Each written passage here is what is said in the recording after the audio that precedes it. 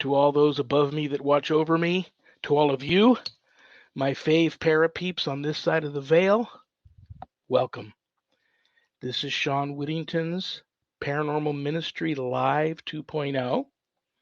I'm your host, Shawn Whittington. I am a seminarian in the United States Old Catholic Church, and I'm coming to you live from my haunted house, my very haunted house, where I live. I'm looking at the dream catcher, not spinning, and it does feel very quiet today. So I think it's going to be quiet once my special co-host comes on. I don't know if it'll stay that way. And today is First Friday, so it's Christian Supernatural, and my very special co-host is waiting in the green room. I will bring her right out. Real quick, if there's anything you want to know about my wife and I and our ministry work, go to our website, www.ghost-b-gone.biz. And when you go there to visit, keep in mind my wife and I don't charge for our ministry work, helping people with their paranormal issues. So if you notice the donate button and you're able to do so, trust me, I know times are tough, but if you're able to do so, click on it and send my ministry in a small donation. I promise you it'll be appreciated from the bottom of our hearts. And trust me, we'll put it to good use. If you're having any issues of a spiritual nature, not attached to the paranormal, and you'd like to speak with me, there's a place you can make an appointment to speak with me. I'm a certified spiritual advisor, intuitive coach, listener. I'm a great listener. If you make an appointment to speak with me, I only have one. This is my rule. You talk, I listen, no judgment. So if you want to make an appointment to speak with me, you can do that there. Don't leave the website, though, without navigating over to the page called Introduction to Spiritual Warfare Course/book. When you're there, buy one or both of my books, will you? God, Ghosts, and the Paranormal Ministry, and God, Ghosts, and the Paranormal Ministry 2. They're both there. If you get them off the website, I autograph them, and they come to you enclosed in a beautiful house blessing kit. Or you can get them a little less expensive at Amazon. If you buy them from me, though, part of the proceeds of every sale of every copy of my books goes to support stjude.org, St. Jude's Children's Research Hospital, Nevada, and the ASPCA. So it's a no-brainer. You get to help some of the neediest children on the planet and the animals, too. How cool is that? On that, speaking of animals, yeah. Yeah, growl. Hey, I just kind of want to make a little plea here. Once you buy your own book, gift somebody one, because Shawn has generously donated 2 books to us that we are auctioning off so we can provide meals for families for the holiday season. So I want to thank you publicly, Shawn, for doing that. You don't get a blessing kit, but you know what? You get blessed because you're giving away books and you're helping out people. So if you want to take and place a bid for these after you bought your own to give it to somebody else, get a hold of me and let's hook up somebody else. And I'm just going to simply ask this. Shawn, it's up in your area to do what you want to do with it. But I'm going to ask everybody, keep this man in your thoughts and your prayers. And you can do what you want to with it, but he's had a pretty damn tough week. So I'm going to ask that everybody takes and really keep this man in your thoughts right now because he's struggling and he needs your help. So, and there, I got it out before you tried not to do something about it. Okay. There you go. I'm not dying. Well, we're all, you know what? I heard somebody the other day. Well, my bishop said this, but he was quoting. That would explain that smell, though. He was quoting somebody else when he said that. I think it was the one of the stars from that old TV show, where all the kids were always in their bikinis on the beach dancing. Annette Funicello, I think, was the one who quoted this as saying, "The moment you're conceived, you become terminal." And isn't that the truth? I'm fine. we're having some. I said goodbye to a fur baby, my last fur baby, this past week. So I'm going to leave it at that. Anyway, um, there's a course there also on my website that you can sign up for. Introduction to Spiritual Warfare. It's a 12-week online course, college level course that I teach. I'm the instructor, and all my students that graduate get a stunning diploma, certificate of completion, suited for framing, along with some other very special blessed gifts that you can only get from yours truly. So you can enroll in the course there if you want. If you want more information about the course before making that type of commitment, you can either reach out to me and talk to me about it, or you can go to the Shawn Whittington's Introduction to Spiritual Warfare course Facebook page and read a little bit about it. It's not going to teach you how to be an exorcist. That's a completely different calling. But it'll teach you what I've learned in the deliverance ministry field and battling this kind of stuff um, that you should probably want to know about. If you want to learn how to really draw your line in the sand, make a stand, circle the wagons, put up a good fight, uh, hopefully not the fight of your life against, God forbid, true evil if it ever comes calling, this is the course for you. So there you have it. Yes, been one of those weeks, and today we're going into Labor Day weekend. Tomorrow's my 21st wedding anniversary. Haven't gotten my wife anything. It's going to be raining here in Vegas. It never rains in Vegas. It's going to be storming and raining here all weekend long. So we're having lightnings and thunder. And if I lose power and you lose me, um, my co-host is having the same issues up there. You may lose us both, and then you're just will be stuck with Zach for the next hour. Maybe he might even bring Adrian in, and I'll throw that out there too. She's my guest next week, so that'll be interesting. All right, guys. It is First Friday. It's Christian Supernatural. Every month on First Friday, my special co-host comes and does her thing. So without further ado, let's please give a big, warm paranormal ministry family welcome to my friend, my co-host, the one and only Ira Wolfnison. Hi. Howdy. How are you? I'm doing good. I'm blessed. It is what it is. Life happens, life goes on, and I'm blessed. Um, don't know what else to say. Yep. I know you're blessed too. Zach's blessed. His wife's blessed. Everybody I know is blessed. We are blessed as a people, and we're gonna get through all of it. Yep. Well, today's Power Places, a discussion on places of power. And I'm just gonna throw this out there, and then I'm gonna shut up. When you told me, you sent me a text message not too long ago what topics you wanted to go over today. And I thought, how interesting was that? Because I was just, and later on in the show, I'll bring them up to you. I was just looking over a couple of places that I believe would fall into that category that have at the top of a list of places for me to go on a pilgrimage when that day finally happens after I'm ordained a priest. These are two places that I want to go to that are very very powerful spiritual wise places, and I'll talk to you about this. But great topic. When I first met you, you were living at one of these places, and some of the experiences you had there used to just blow me away. So on that note, I will be quiet now, let you talk to people about power places. Okay, so places of power can be found all over the earth. They're natural to the earth. The Hopi called them spots of the fawn. So they sprinkle the earth like the spots on the back of a fawn. And a lot of people for many years thought of them only as spiritual places that they couldn't really measure or confirm. But now we have instruments and technology that tells us we can measure the energies found in these places of power with scientific instruments. And they are places that have higher than average electricity or telluric currents running through them that crisscross. The density of the telluric currents is closer or higher. And they're also found on magnetic anomalies. So that gives us the electromagnetic spectrum. in a higher than average reading.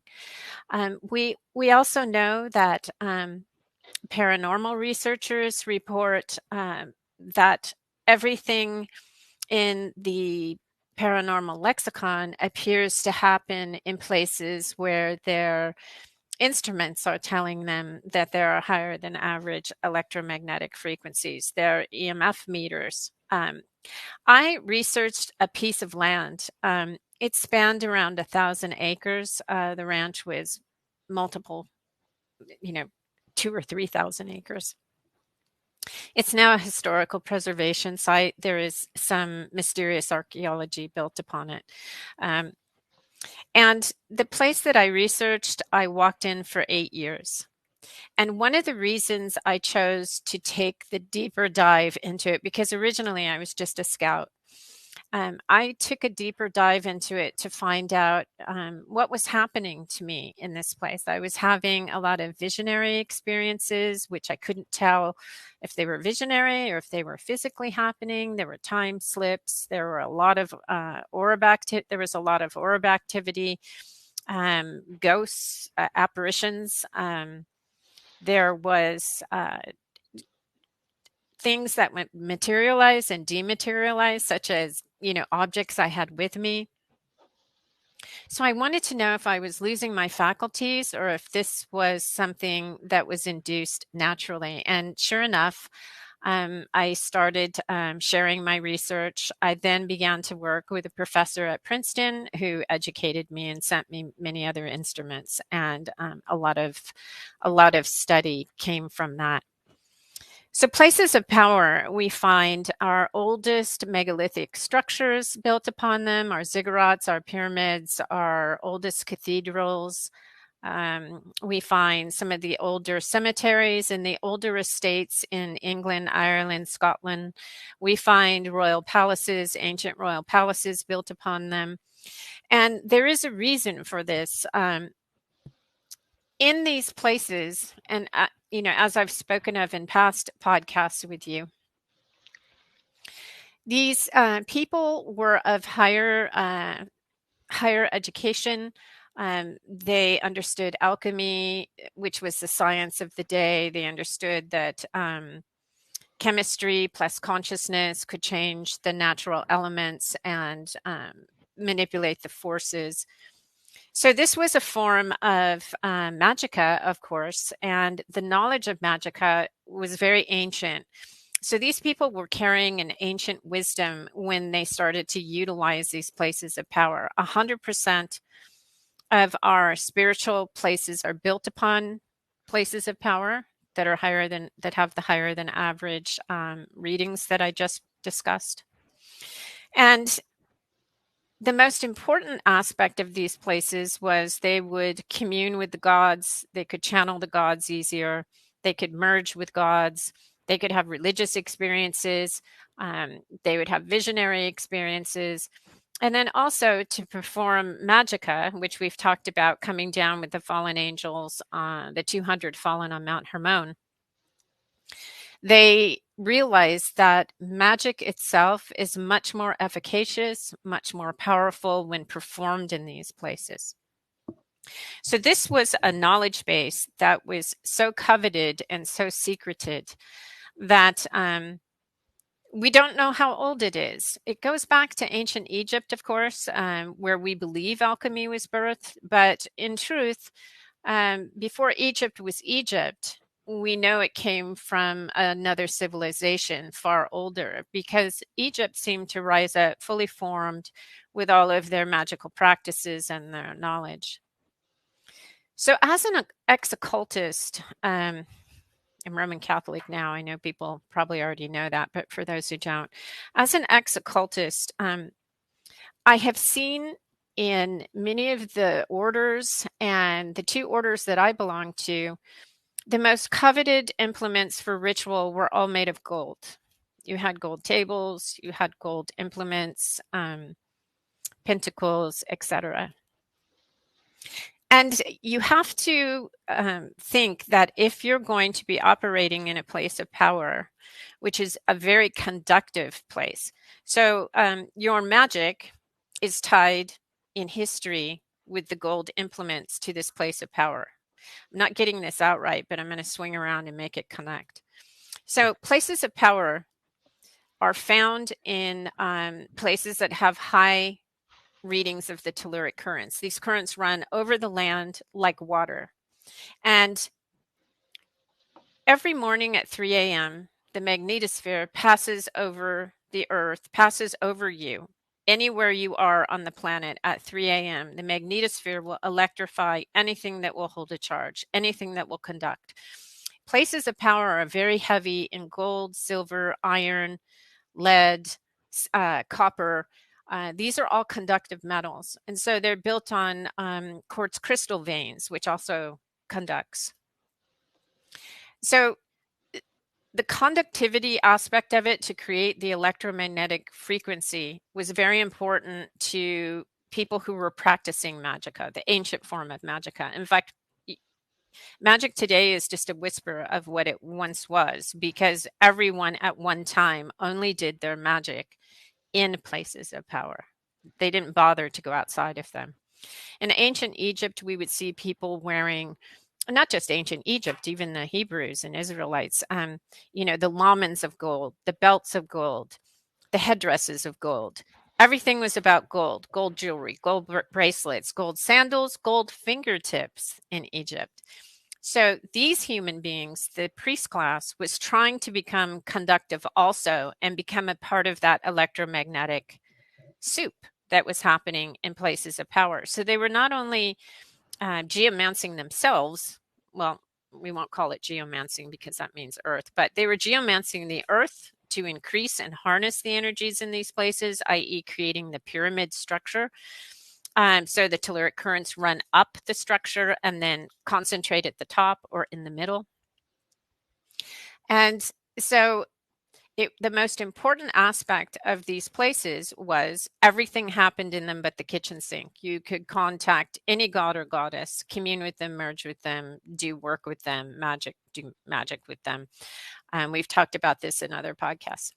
But this is the mystery of why gold was so important in the ancient world. People say, well, in alchemy, people were trying to turn lead into gold, but that is a metaphor.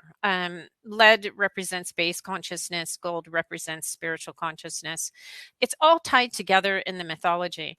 So they were really trying to become spiritual gold in these places. Very powerful. And of course, they ended up going down the rabbit hole of power and control, and that was not a good thing. Originally, God had created these places naturally with physical law as well as spiritual law. And I believe that they were created for times such as this.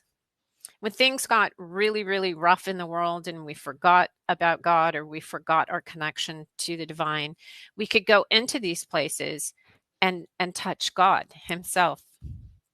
As we know, our cathedrals are built on them. They use sacred geometry. They've geomanced them. They've harnessed the energies.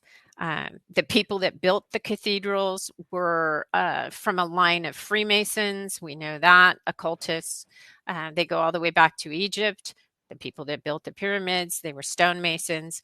One of the most important parts of these locations is that there is a lot of granite over underground water, underground streams, underground fault lines. Water is conductive. This creates the telluric currents in the magnetic anomaly, again, the electromagnetic frequencies. So this ancient lineage that was the wisdom that was preserved within it, we see it today in the high functioning occult aspect of Freemasonry. I don't think regular Freemasons know anything about it, as well as most occultists don't know to associate places of power or gold, the reason for it, with these places. It's pretty obscure and arcane knowledge. So in these places, people just going out into nature will come across one. You might be sitting in one right now and not even know it. Your house is haunted. You always come into the intro saying, I'm in my very haunted house. I often think privately in my mind, I wonder if it's on a power spot. And there's, you know, because there's also plenty of elemental activity out there too. So I yeah. think so.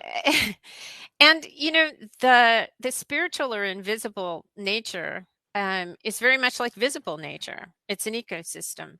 So you We think it's more so the where I live as hmm opposed to me and yeah, my wife just being, for lack of a better term, conduits towards the spirits.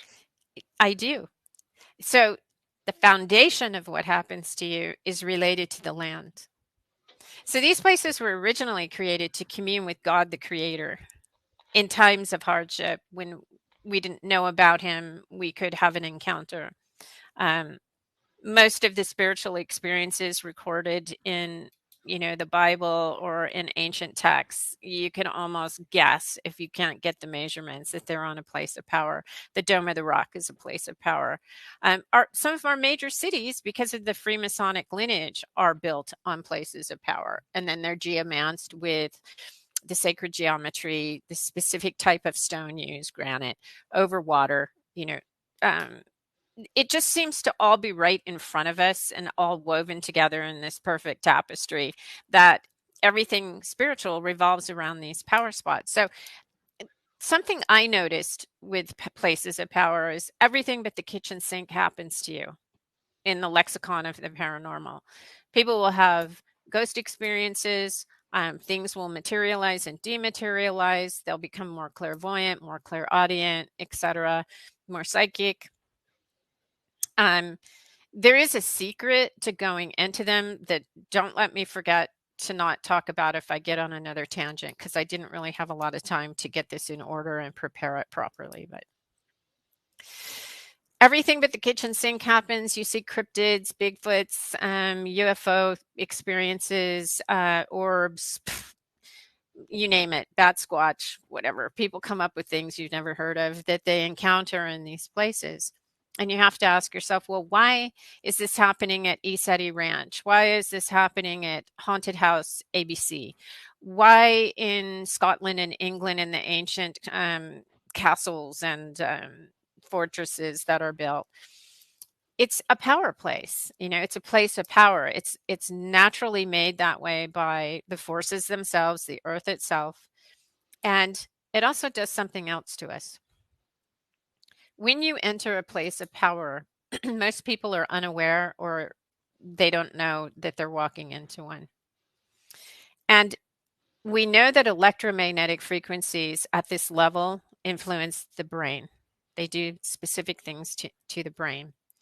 So remember, I said that power places are all our spiritual locations. They're all our ancient cathedrals. Well, all those places used granite to be constructed, or they had what was called an altar, a granite altar. All altars were once made out of granite. Granite is also a conductive, charge carrying, charge holding stone. Because we go to the altar to alter ourselves, it happens naturally in a place of power at the granite altar. We go into an altered state in these places because they're built on a lot of granite. It's just like going to the granite altar to alter our consciousness. It influences our brain, it affects our brain, and it puts us into a natural altered state. But it's a very unique altered state. You can be walking through a place of power that has all the right characteristics and parts and pieces that construct it by nature, and you won't know that you're in an altered state. It is such a clear, um, subtle altered state. You can be performing a mathematical equation or taking photographs or talking to your friend, but you are in an altered state. And it's one of the rarest things I've ever seen when it comes to an altered state. Usually people in altered states, they're meditating, they're doing yoga, they're doing whatever. But in this, you can be functioning at a high level, a high intellectual level, and be in an altered state. Therefore, when I was out walking in this place for 8 years, and it took a while to get, it was cumulative. The longer I was in the place, the more these things happened to me. They didn't happen at the grocery store. They didn't happen at the gas station. They didn't happen, outside of it. But when I was in these places, I would see, hear, I mean, it was extraordinary. It didn't happen every day. It had to be at certain times of the day, or perhaps there were certain constellations that we know align, sometimes changing the energies. That's a little more metaphysical. But at certain times in the day, the magnetosphere has charged these places, so you are more influenced by it, and the altered state is definitely happening to you. Now, we also know that DMT, or N-dimethyltryptamine, is released in our brains every morning at 3 a.m. when we're dreaming. When the magnetosphere goes over the earth, wherever you are on the earth, it charges anything that will conduct electricity. You are conductive. You know that. You have iron in your blood. You have crystalline salt in your blood, in your body. DNA is even conductive to a degree. So DMT is released every morning at 3 a.m., but in these places, it can be released at any moment as the forces reach a certain level of influence. Everything, all plants and animals, have DMT in their brains. They secrete DMT in their brains. Plants do, animals do. People know DMT as ayahuasca, Amanita muscaria, peyote. These are all psychotropic, psychedelic substances found in plants, but they're also found in the brains of us as well as the animals. There is no logical explanation known to science for the existence of DMT being released in our brains. No one can explain why we have it. It serves no bodily function, really. So, definitely God created that for a reason. He created these places for a reason, and these two things work symbiotically. While I was out in these locations, there was a lot of archaeology. It's mysterious, it's inexplicable. No one knows who built it, no one knows why it's there. There were many stones called white fire stones that would mark burial sites or mark specific specialty sites. And these stones were regular granite andesite stones that were covered with a white substance that looked like paint was splattered on them. When we did the laboratory testing on this substance, it came back as quartz crystal, but it had been liquefied over 3 to 5, somewhere around 3 to 5,000 degrees to get it to melt and end up on the tops of these stones. Like it looked like white paint had been splattered, and it would drip down the sides of the megaliths. Obviously, it came from a comet or some aerial phenomena, natural phenomena. But the quartz crystal also added, because quartz crystal will hold a charge. So this place that I was in, as I would reach, locate certain structures and certain archaeology, I would find these white firestones marking them. So clearly the people that built this site, they built lines and lines and lines of rock walls made out of andesite and granite. And these rock walls followed the telluric currents up and down the hills. Now, the hills were interesting too, because they were also mini magnetic anomalies, because they were volcanic fumaroles. So all volcanoes will create a magnetic anomaly. One of the biggest is, you can find them around Mount Shasta or Mount Adams or Mount Rainier, or, any of the famous mountains in the United States. When they're shaped in a parabolic way, it's not only a magnetic anomaly that's created, but the telluric currents run up to the top. And all the ancient people would tell you, wisdom sits in high places, or biblically, God lives on the top of mountains, or every culture believed gods lived in the mountains. Because when you went to the tip of these parabolically shaped hills, you would have a spiritual experience there as well, because it was within a magnetic anomaly, and the telluric currents, the electricity, would run like water up the sides. So in this place that I was in, the rock walls would follow the telluric currents. And if you want to study energy, you can study water. It moves the same way across the land, the telluric energy.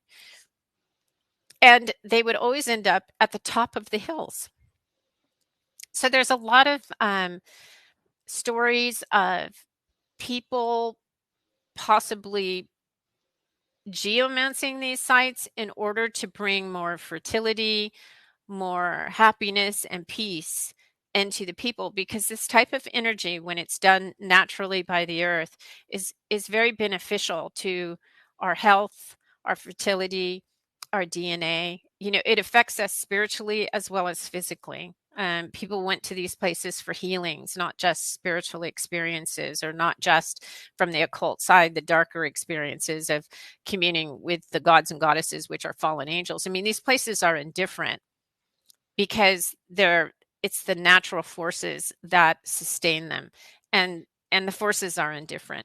So when you go in making a choice. You either go in for something beneficial, or you can use them for pure evil, power, and control to do magica, I guess is the point I wanted to make.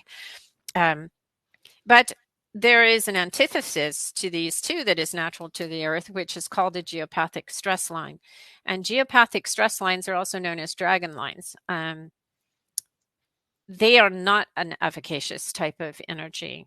Germany, the German government did a study on them, I'm going to say like 30, 20 years ago. And they found in a village that the people who had cancer were living on the geopathic stress lines, and they would move their bed a foot to the left or a foot to the right. And most of the people, not 100%, but a higher than average amount of them, would heal. With the geopathic stress lines, we find that snakes, cats, insects, and raccoons really are drawn to them. In the telluric currents that are good for us, we find that deer give birth in them. Cattle will want to give birth in them. The other animals, they all are attracted to them, and you'll find they nest in them. And we're drawn to them as well. We always feel really good when we enter one. We can feel it. As Christians, we want to be careful when we start to have supernatural experiences. These places respond to the universal language, or what's called the language of the birds. This is a universal archetype, a language based on universal archetypes of symbols and sigils, and all creations use this language to communicate. So what I mean by that is we see it in petroglyphs, in hieroglyphs, in runics, in Akkadian writing. Especially petroglyphs is a good example because we use symbols to communicate meaning. Words have power. The symbols eventually became words. That's a whole nother show. I think I've talked about it in some of the previous shows. But when you go into these places, if you are focused on something negative, you're visualizing something negative, your fears are saying, oh my gosh, a giant monster is going to come out of the forest and chase me down the hill or tear me to pieces, you get what you ask for.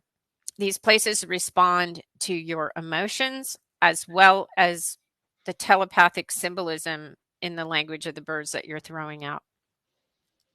So if you go into a place in a state of anger or fear, that is a place of power, that's what you're going to get.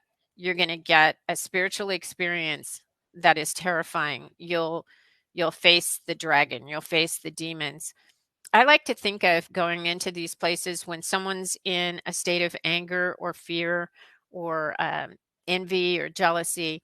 It's like throwing blood into the water for the demons and the negative entities. They just come right in. And those are the type of visuals you'll have. Now, I was fortunate in my case when I was in this place of power. I was in a really good place. What originally brought you to that place? And real quick, I want to throw out that you sent me so many photos of amazing phenomena occurring there, and then you also had the cave. You mentioned the petroglyphs. You had caves there that you discovered that had petroglyphs in them. Yeah. What originally brought you to that location? Well, you know that from childhood, I was swimming in the occult. I was born into it. So I had always had an affinity for ancient Egypt based on some artifacts I was given at 8 years old. I inherited some 3,000-year-old artifacts at 8 years old, and that's a whole nother story. But suddenly I was fascinated with ancient civilizations, and I had always wanted to find a location that I could go out and experience the archaeology. I had also grown up every summer in a place that had archaeology. It was a Native American reservation. So every summer I was exposed to archaeology and mythology. And I always wanted to be able to study something like that. And so it manifested because I'm an ex-occultist. A lot of times you can manifest certain circumstances in your life that you desire, and it manifests. So one day, How did your animals? How did they? Did you notice something different? Like from where you're at now to when you were there at that location, you've always had animals as long as I've known you. How do they behave there? Animals. There's such a strange connection between animals and human beings, especially if you hear a lot of sucking weird noises. My dog is chewing on a toy, and she's huge. She's like 130 pounds, so she's making really gross noises over there. That's the second time you've said that, and you've got my attention both times. I don't know if that's saying something about me. Sophie, stop it. That's so embarrassing. So my animals will learn to hunt what I'm hunting. And I was hunting energy that was connected to an archaeology site filled with archaeology. And I was a scout, so I wanted to find the archaeology. I would find the archaeology. When I found a measurement of energy, suddenly I would glance to my right or my left, and there would be archaeology. So the ancient people were also dowsing for the locations. Dogs will naturally dowse whatever it is you're looking for. And my dogs began to lead me to archaeology sites, which were also holding hands with higher than average electromagnetic frequency. So I also dowsed, so I could dowse my way around. I got to a point where I didn't even need dowsing rods anymore.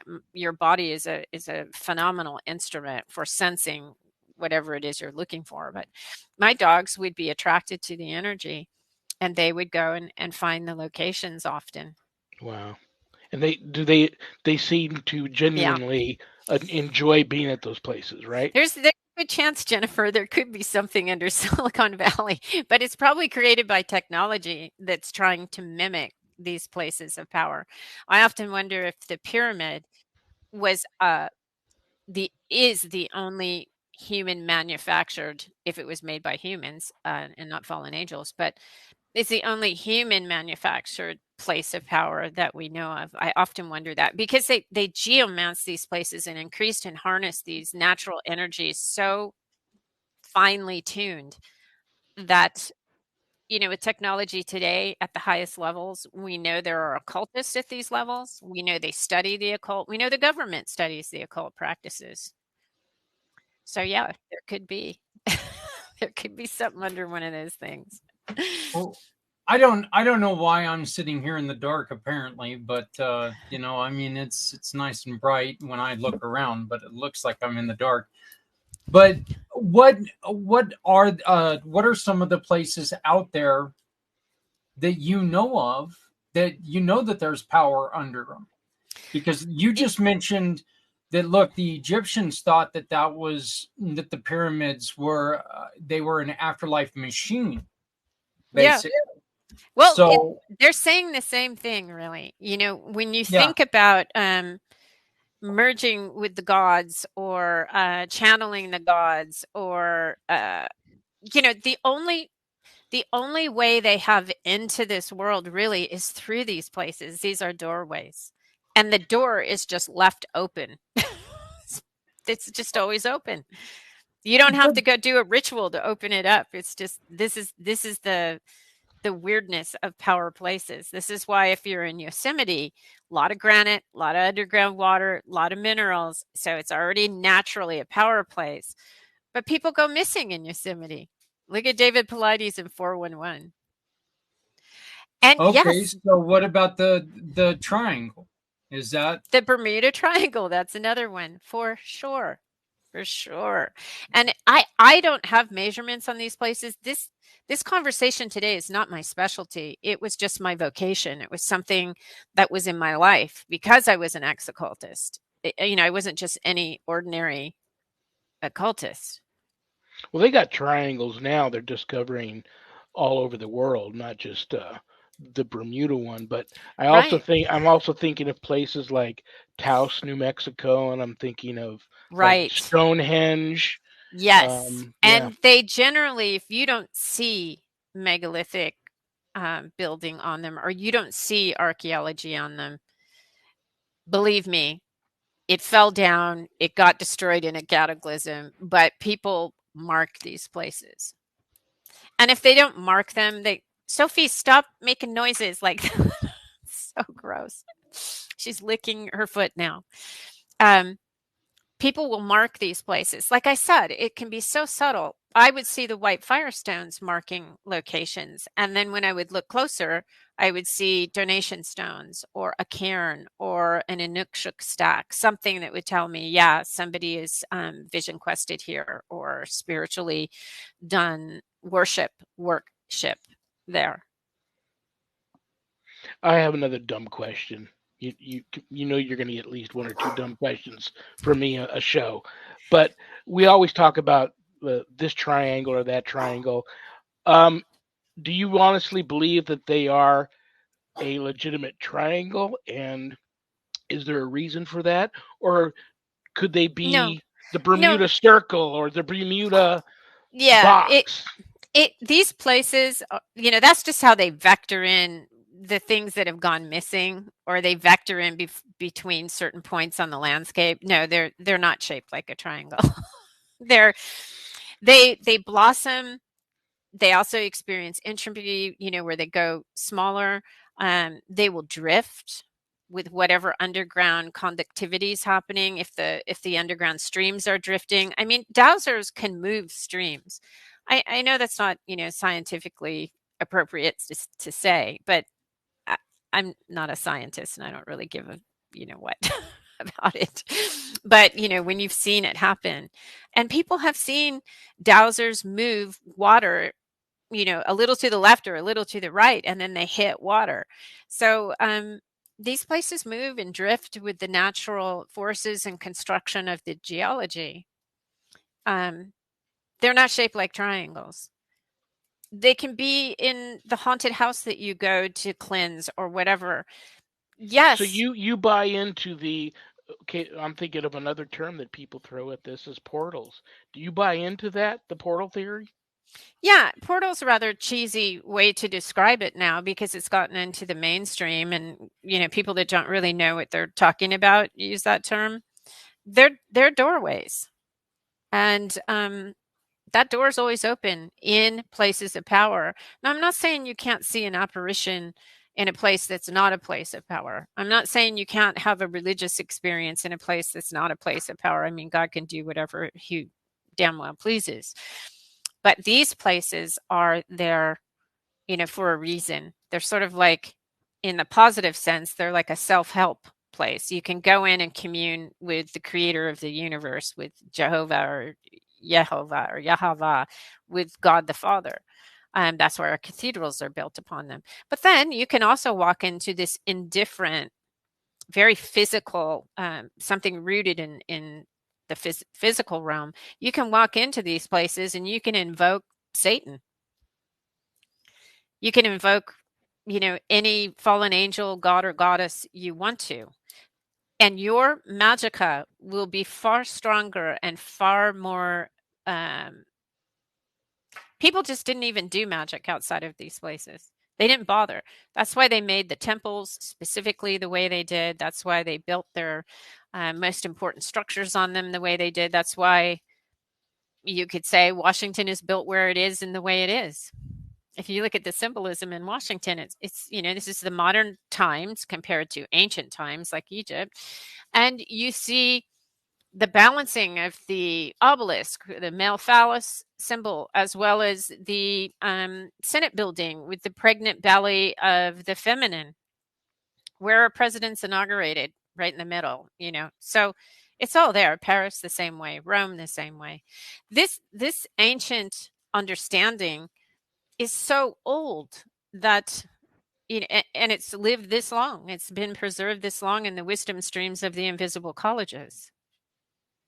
We have a miracle where a mother found water for her orphanage, where God guided her to look. Yeah, Jennifer, for sure. Dowsing is a real thing. Yeah. Yeah. Yeah. I do have a couple of places that are on the top of my list to go to. Have you ever heard of St. Patrick's Purgatory? Is that a location? It's a little island. I think it's called Station Island, and it's in No. County Donegal, Ireland. But the only way you can get to this little island is by boat, Mhm. and they won't let you on the island with shoes on. There's no shoes allowed. So you get off the boat barefooted. Then the boat leaves and leaves you there for 3 days. So you just fast and pray. But there's a monastery there that uh, legend has it God brought St. Patrick's there and showed him the entrance to purgatory and instructed Oh, him to yeah. build a monastery over it Yeah, I to have keep heard the of dead this. from. Yeah, I I have heard of definitely this. want to go there. And then I want to go to. I've been invited to Molokai, which is a great honor. You can't get on Molokai because that was the Saint Damien started the monastery there for the lepers, and the whole island was like the leprosy colony back in the day. Everyone was sent there from the Hawaiian Islands.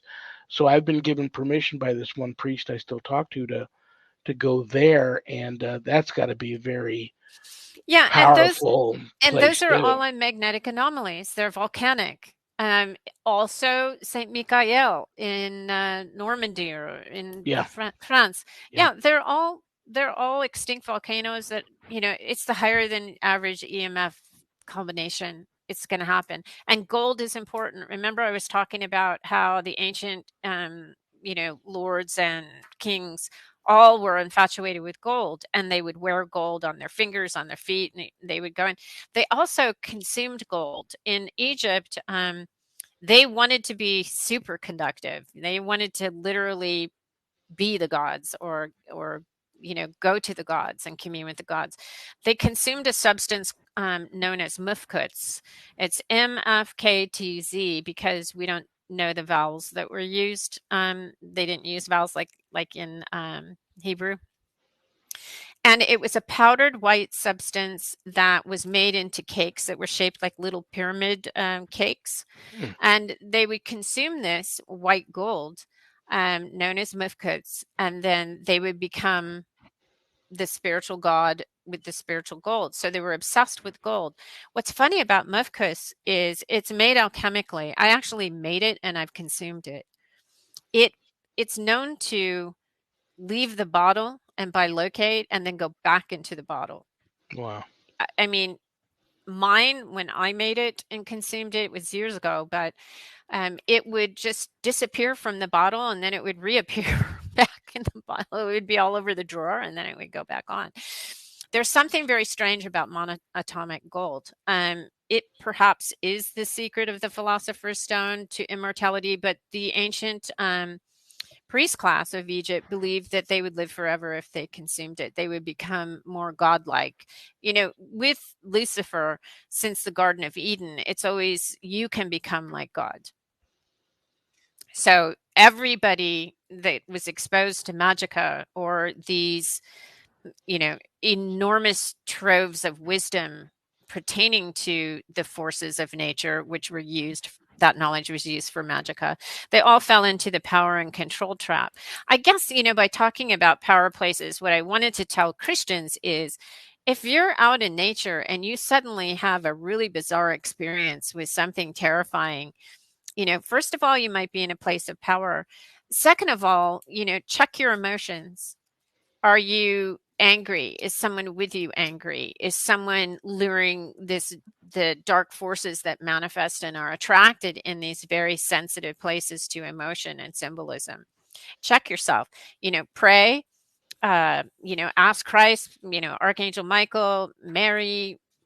All of the demon deterrent the demon deterrents that you can think of, call them in and think of something loving and pure, and these things will go away. If you're invoking Mary or Michael, they're going to run in terror. So that's very painful for them. But, that's my check and balance as a Catholic.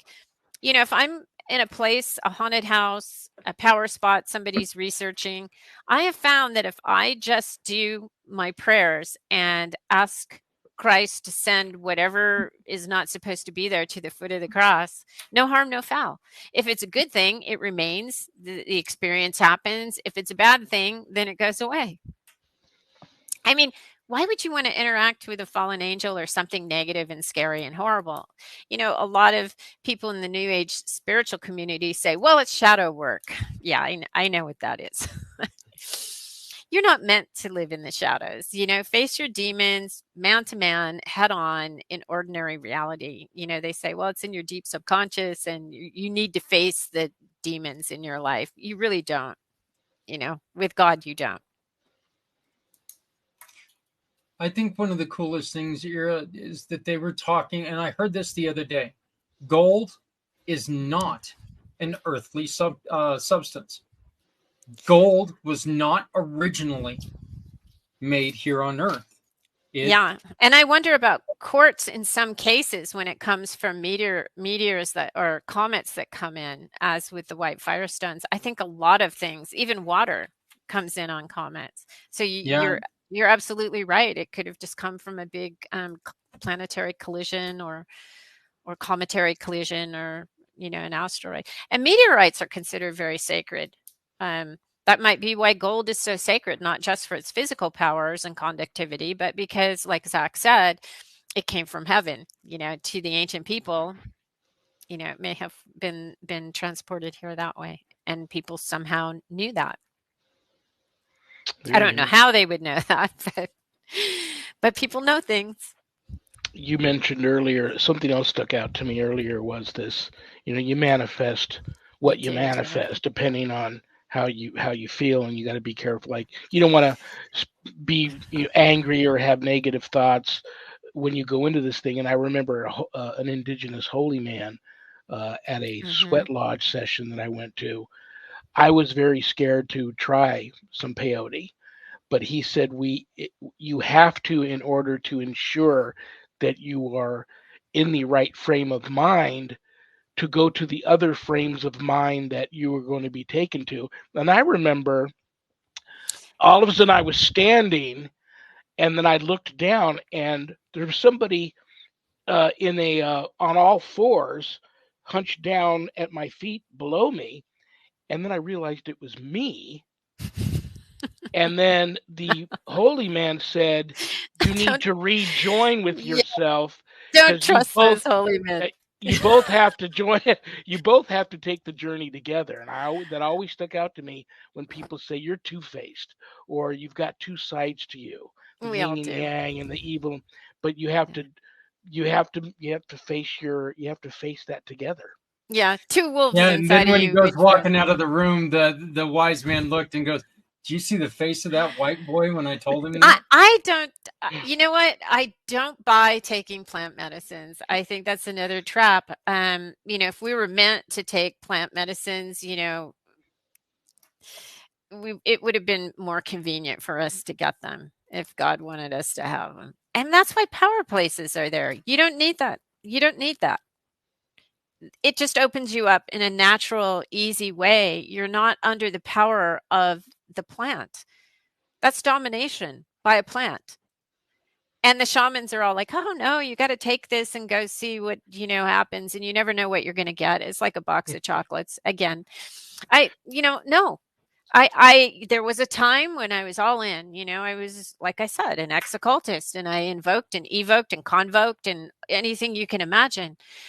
I know now, after going down so many rabbit holes, that it is garbage. That's the negative influences. They want you to take the peyote. They want you to take the ayahuasca. You're vulnerable. You are under the vulnerable. You're so vulnerable, you need the shaman to give it to you and watch over you. No, that's not how it's supposed to be. That's like alien abduction. They take you against your will, but everybody says, "Oh, I would do it again." Yeah. Before we run out of Okay. time, I want Whatever. to make an announcement for you, and you're probably going to get mad at me for doing this. I didn't check with you first, but you got together with my publisher, and you're Yeah. Yeah. finally ready to get your book into her hands and edited. And I have to make another pass on it, and it's 70,000 words. That could take 2 more months. I have to make another pass on it. I read it out loud because when you read your work out loud, you use a different part of your brain. You can catch your mistakes and the rhythm and how you lay down the words. So my godmother came and visited for a week, and I read out loud and I went, crap. I just repeated myself 20 times. I have to go back and cut, a lot of stuff out. I'm But yeah, just proud of you it's that you got there. this far. Yeah. It's there. I mean, the first book I wrote took me 5 years and I never published it. It just takes a long time, especially when you're looking at a 300-page book. My book's going to be somewhere hovering around 300 pages. Are we That's what getting I together have. next month? I know that there's a guy. I think we're missing next month. You No, said you're you're going to be going scheduled to your seminary or your at the end of consecration. October. So you were going to be Mm, here next month, October 6th. okay. November, the first Friday in November, which is the 3rd, I'll Okay. be in Kentucky getting ordained. So we won't Congratulations. do November, but we will do next month, October. Okay. And I want to apologize. This was a really difficult subject to explain, and I kind of went all over the map, but I know there's a lot more to it, so just make a note if you nah, want to pick up where you left off. We can do that next month. well, normally I study and prep, and I didn't have the chance because my godmother was here recently visiting. So normally I prep a little better and get my notes straightened out, and I go in a sequential order. But I'm also known to go off on tangents because everything I talk about is so complex that it's just that's how it comes out. Well, do me a big favor. Your fur babies a big hug and a kiss for me. You know I love you. You know I respect you. I can't wait till we get together next month on First Friday, and I want you to make sure you have a very wonderful and blessed um, holiday weekend. Thank you, Jennifer. Thank you, and God bless your puppy that you recently sent back to God. And I'm sorry for you. I feel It, your pain. it And is what God it is. bless everybody in the audience. See you next month. Alrighty. I'll see you later. Bye, Zach. Thank you. Bye bye. Ira Wolfness, she will be here next month again, First Friday, October 6th. I love her. She's very cool. Next week's guest, Friday the 8th, September 8th. This should be interesting. I haven't had her on in a long time. Adrian Clayton. That's right. My other I quit. co-producer. This could be a great thing. It's just going to be interesting because depending on the kind of day the two of them may be having together, Zach may want to stay clear of the studio. I don't know, but his wife Adrian will be here, my guest next week. She's been visiting some really interesting places and going on some phenomenal paranormal investigations and ghost hunts. I can't wait to find out what she's been up to. And Zach, you better be on your best behavior next Friday. That's all I Yeah, can say. well, like I said, we're getting together with a group of people today to go in and check out a place where, unfortunately, a huge number of children lost their lives in a bus accident in '61. And so there's about 10 people that are coming over that they're going to get out and go over and check that out today. So who Very knows? cool. There may be some more stuff to talk about at that time. Very cool. Very cool. That'll be fun next Friday. Yeah, I All will. right. Oh, by the way, I won't be here. I'm going to go on vacation. Good move. You better show her how. She hasn't pushed buttons in a long time. So if you're going to do that, She can hear you. Shh. Okay, guys, my church. If you're interested in the church I belong to, United States Old Catholic Church, go to www.usocc.org. Just go there, be pleasantly surprised, or go to bishopjameslong.com. Go there, be pleasantly surprised. I can't talk. If you're interested in night prayer, we have night prayer every weeknight, Monday through Friday at 7 p.m. Pacific. One of those websites has the links to night prayer if you're interested in that. If you're interested in Bible study, that's every Wednesday afternoon and Sunday afternoons at 5 p.m. Pacific. Again, you can, usually that's on a Facebook Live. He's also on Spreaker and TikTok and some other things. The links to that too are on one of those websites for night prayer. I'm sorry, Bible study, if you're interested in that. Thank you to Zach and Adrian Clayton, my co-producers, for co-producing my show. I couldn't do without them because I'm completely computer illiterate. Check out Zach's website, communitypayitforward.us. Communitypayitforward.us. Again, just go there, be pleasantly surprised. You know who next week's guest is. People are still asking me about the show. If you missed Eli Roth Presents The Legion of Exorcists, it's streaming now on Discovery Plus and Max. And you can also buy the entire season 1 for like $10 at Amazon Prime Video if you're still interested. I still get a lot of people reaching out to me about that.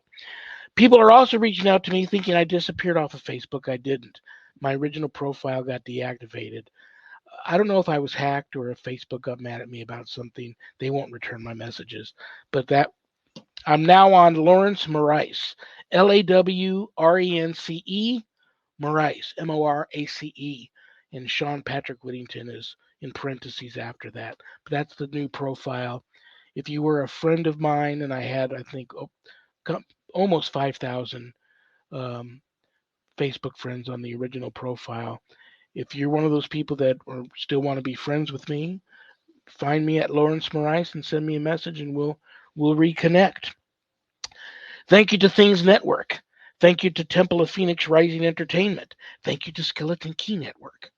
Thank you to PACT, little P, capital ACT, Podcasting for All Coming Together channel, for all these networks simulcasting my show. God bless you all for doing that. And it's bad joke time. I'm going to pull a bad joke that one of you sent in out of this haunted carnival barker hat. It's my poor attempt to put a smile on everybody's face before I say goodnight and enjoy the long holiday weekend.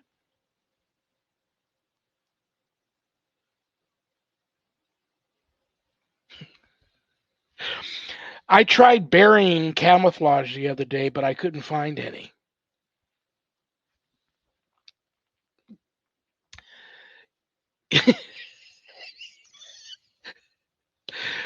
Good night, Danny. Good night, Jack. Good night, Dog. Good night, Harold.